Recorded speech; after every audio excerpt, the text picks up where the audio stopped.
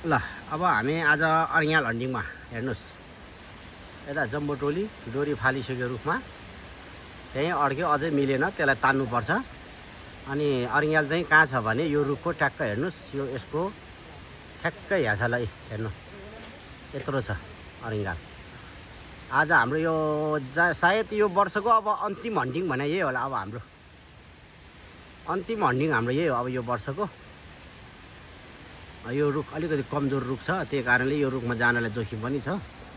अब यो भाँचिने सम्भावना छ यो रुख चाहिँ प्राय जसो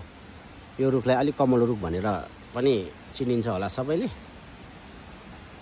हामी यता तीनजना म यता कुनामा लुकेर बसिरहेको छौँ मेरो सेफ्टी छैन त्यही कारणले म चाहिँ कुनामा छु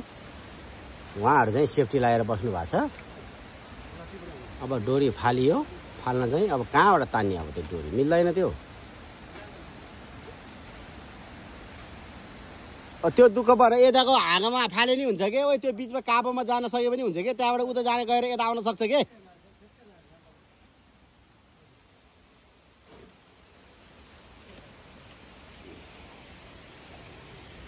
ल हेर्नु यता छन् गोला सानो पनि होइन यो कम्ती पनि यसमा झऱ्यो भने हेर्नु त माउ अझै यसरी उडिरहेछ त्यहाँ हामी त दिउँसै काट्ने हो